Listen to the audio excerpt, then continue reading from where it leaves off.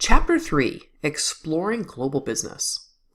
In this chapter, we'll take a look at the economic basis for international business, some of the forms it might take, the arguments in favor of international trade, a couple of arguments against, the forms of protectionism that currently exist, and some institutions that can help firms that are interested in international business.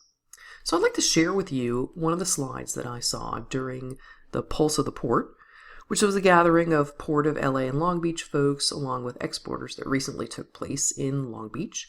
And as you'll notice, there's some real concern right now over whether or not the current administration supports international business, based largely on some of the things that they've said. And by international business, I mean all activities, exchanges that cross national boundaries. The foundational argument in favor of international trade is absolute advantage, which was first put forth in the late 1700s by Adam Smith, who argued that a country that is better at something than another country should focus on that item and then trade for the item that they're not as good at. After Adam Smith advanced his theory, David Ricardo refined it a bit, and he said, you know what, a country doesn't necessarily have to be the best at something for it to make sense for them to focus on that. What they really need to focus on is what they're relatively better at. And this is the idea of comparative advantage, that it makes sense if a country is better at one product versus another, not necessarily compared to another country, but within themselves in terms of product, they should focus on that product that they're relatively better at and trade for the product that they're relatively not so good at. And then both countries will end up with more. And there's a really good clip. I'm going to put a link to a clip that explains this in kind of a cute manner using Gilligan's Island as an analogy. And it makes a lot of sense. It really does. So most of international business is in terms of trade, and that is exporting and importing. Exporting is producing a product and then sending it to other countries for use and consumption. Importing is the reverse of that, is bringing products into a country from another country. And as you can see, the United States, and especially our state, California, is highly reliant on exports. However, let's look at the balance of trade. The balance of trade is exports minus imports. And let me stop for a minute and ask you what you assume about the U.S. balance of trade. Is it positive or negative? And if you're not sure, you can take a trip down to your neighborhood Walmart and check some of the labels. And it'll quickly become clear to you that we have a very, very negative balance of trade, meaning we import far more than we export. The negative balance of trade may be an issue in that most of the balance of payments, which is money flowing into a country versus money flowing out, is comprised of the balance of trade. However, let's look at some arguments in favor of international business. And specifically, as you said a minute ago, looking at absolute and comparative advantage, it quickly becomes clear that it makes sense for a country to focus on what they're relatively better at. If they do that, if they do have free and open trade, they have more items available at lower prices. There's more consumer choice. So international business can take a number of different forms. If you look at this list, it starts with those that require the lowest level of commitment and capital up front to those that require the most. So licensing is a contractual agreement where a firm allows another firm, in this case a firm in another country, to use their brand name in exchange for some compensation. So the advantage is that it allows the company that's offering a license to enter foreign markets without a whole lot of capital. The potential disadvantage, if you stop and think about it, is what if those standards are not maintained? Let's say that you've got a hotel and they say, okay, we're going to license the name to a branch in Moscow, and that branch has very low standards, they have dirty rooms. Well, that could damage the brand in other countries. So there's some definite pros and cons. A very common form of international business is exporting. And this is producing a product in this country and sending it to another country. If you take international business and or export-import, they'll get into the more nitty-gritty of some of the ways of doing that, using letters of credit, etc., which are a little beyond the scope of this class, other than to mention them. Okay, so I said some of the more detailed forms I won't get into too much other than to mention them. Joint ventures are very popular. You know, case in point, Universal Studios is now opening in China, and not surprisingly, they're doing a joint venture with a Chinese partner. And that makes a lot of sense, especially in markets that are hard to enter, such as China. It makes sense to have a local partner that can help you navigate that and also put kind of a local face on the business.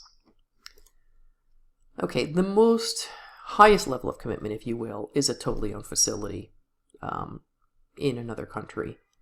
That requires a great deal of capital commitment and, as I said, a large capital outlay. Okay, so some of the steps in entering international markets. And if you think back a couple of slides previously, we looked at the negative balance of trade. We looked at the importance of the balance of trade in terms of the balance of payments. That should probably give you a pretty good idea that the federal government and the state government are very interested in supporting exports. So by virtue of that, if you are interested in exporting, there is support for you, both at the federal level through the Department of Commerce and various programs, and at the state level. And in fact, we have the Center for International Trade Development here as kind of a sister organization on Paramount Street. If you have an established business and you're looking to expand into exports, they can certainly assist you with that. So there's always a flip side. There's no such thing as a country that has virtually unfettered trade. All of them restrict it to some extent, some more than others. So it kind of begs the question, why would a country want to restrict trade? Well, we're going to tackle that shortly.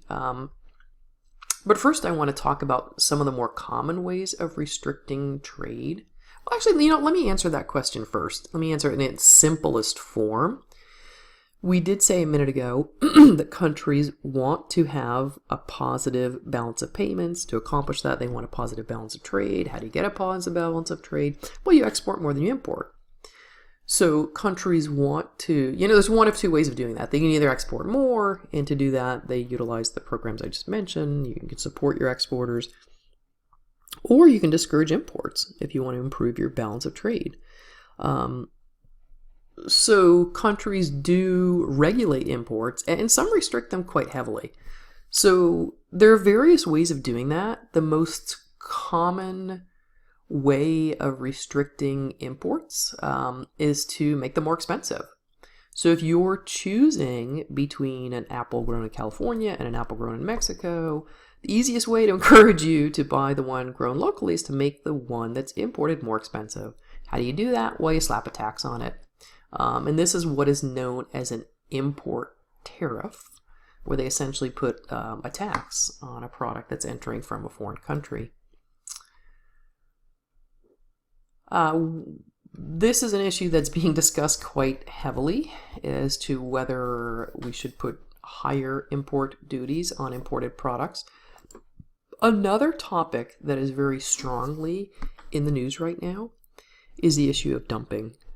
Dumping, just to define it, is selling products in a foreign market for less than you sell them in your market, or for less than it costs you to produce them.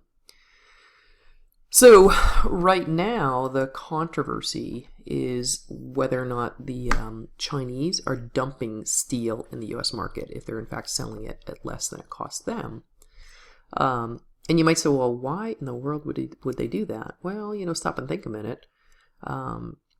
Yes, they will lose money initially, but if they can drive out local providers, then once they have captured the market, once they've established a monopoly, they can send prices through the roof. So as I said a minute ago, tariffs are the most common form of trade barrier. They're also a very overt form. So if you have a tariff, it might in fact invite retaliation because it's not that difficult for the country that you're putting a tariff on to do the same. So countries have gotten very good at enacting what are called non-tariff barriers.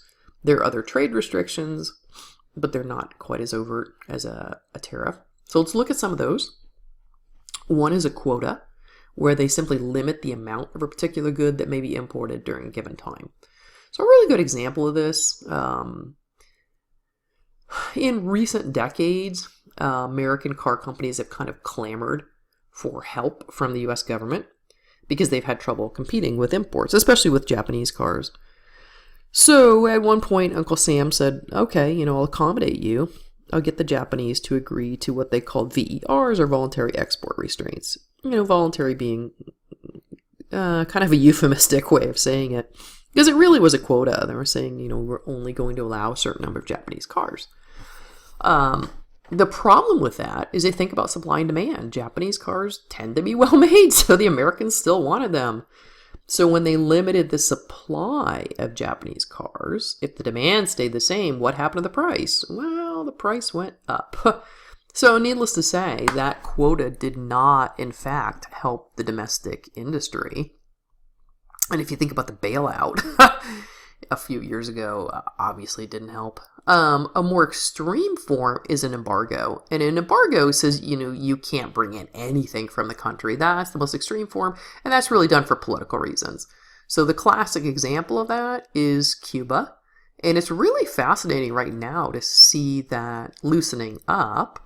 But as it stands, as of this moment, you still can't say, I'm going to bring in my own Cuban cigars. Still a no-no. A couple of other non-tariff barriers. One is foreign exchange control. So if you are selling a product to a foreign country and the person in that country simply can't get dollars to pay you, that's a pretty good way of limiting imports into that country. And then last, actually there are others, but the last one on the slide is a currency devaluation. So quite a number of years ago, I was happily exporting construction equipment to Mexico and lost the market overnight. And I mean literally overnight. When the peso was devalued, the Mexicans could no longer afford our backhoes. So this was also a really effective way for Mexico to decrease imports into that country, and on the flip side, to increase their own exports because their currency was cheaper. So by virtue of that, their products became cheaper. So let's look at some reasons for trade restrictions. Let me pause here and we'll pick that up in the next section.